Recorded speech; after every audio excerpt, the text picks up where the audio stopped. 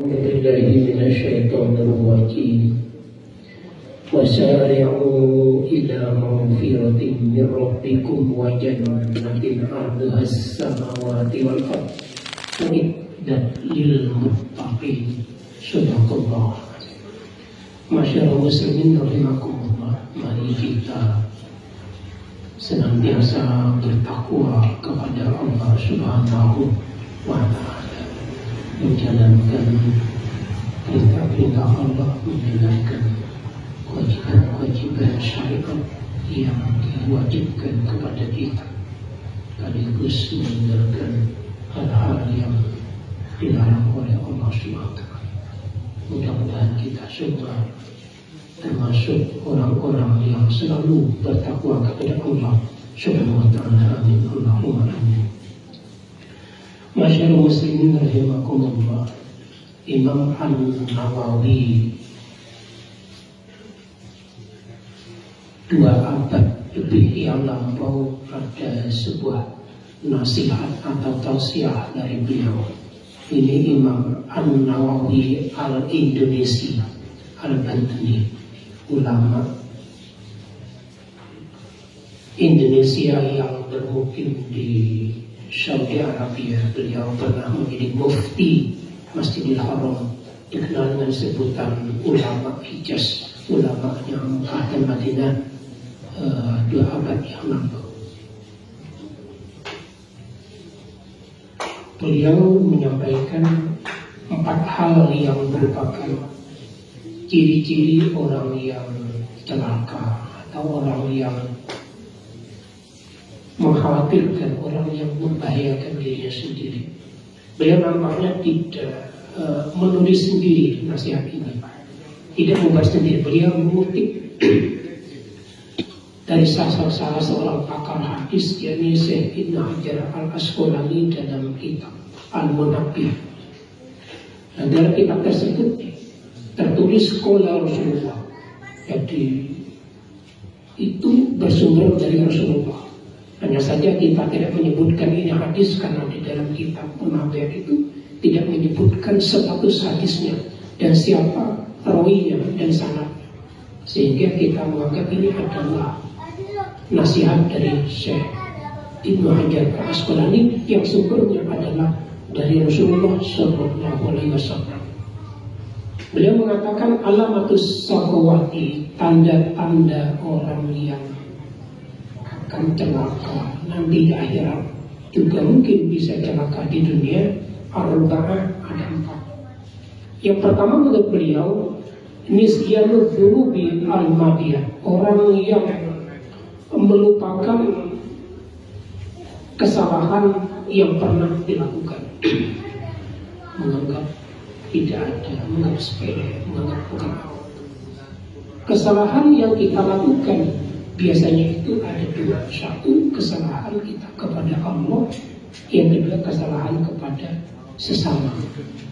Nah, kalau kesalahan kepada Allah itu kalau sifatnya kecil, dalam bahasa agamanya disebut dengan dosa kecil, ya menyesali kemudian istighfar cukup. Tetapi kalau kesalahannya itu besar, ya butuh tobat nasuha, butuh betul-betul menyesali dan menghentikan perbuatan itu.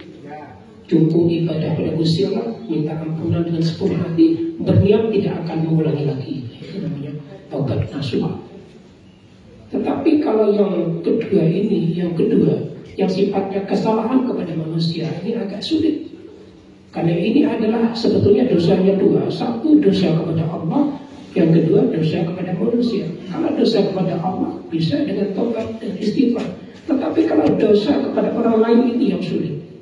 Oleh karena itu, melupakan, menganggap sepele, menyederhanakan kesalahan-kesalahan kepada orang ini, itu kata beliau termasuk bisa mencelakakan kita nanti di akhirat. Dituntut oleh orang yang pernah kita bersalah kepadanya, kita zalimi, akan dituntut. Dan bagaimana caranya dalam masa semacam ini? Tidak ada cara lain adalah kalau kita bersalah kepada orang lain, ya minta maaf kepada yang bersangkutan.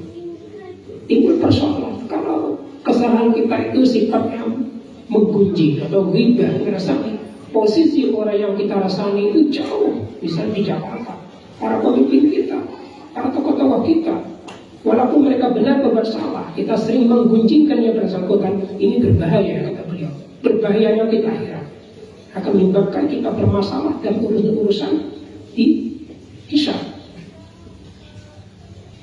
Para ulama mengatakan kalau kita itu melakukan suatu kesalahan kepada orang lain yang tidak memungkinkan untuk minta maaf karena faktor jarak, atau orang itu sudah meninggal, dari ingat dulu kita pernah berbuat salah kepadanya, belum meminta maaf, salah satu cara adalah tidak kayu, membaca Fatihah, membaca Qul, membaca Al-Falaq An-Nas.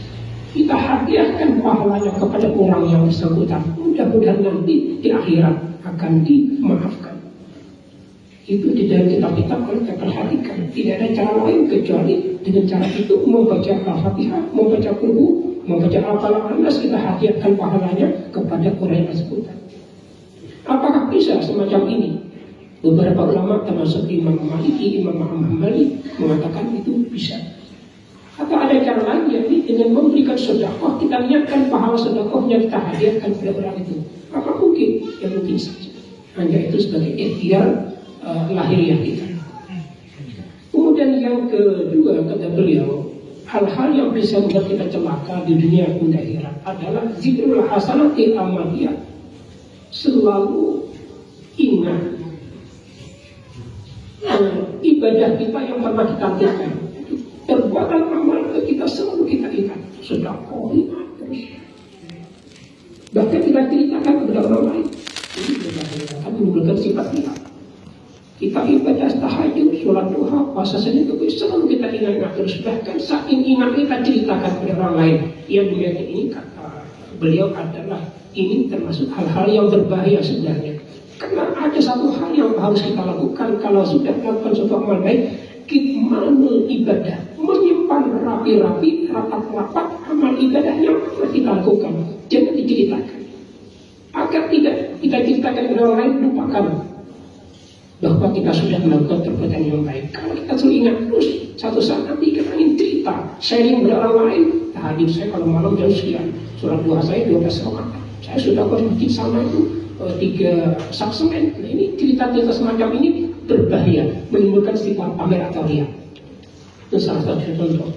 Yang ketiga kata beliau adalah wanazruhu ila man fawqahu fid dunya, melihat orang yang di atasnya dalam urusan dunia, urusan tahta dan harta, membandingkan diri kita terhadap orang yang memiliki lebih berharta ketimbang diri kita, membandingkan kepada orang lain yang mana posisinya, jabatannya lebih dari kita. Ini ketahuan tidak baik, itu berbahaya.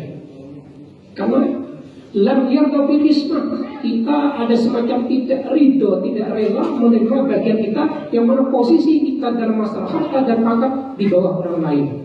Dan itu akan wayumsiul hasada, kata beliau, akan memunculkan sifat iri hati, dengki.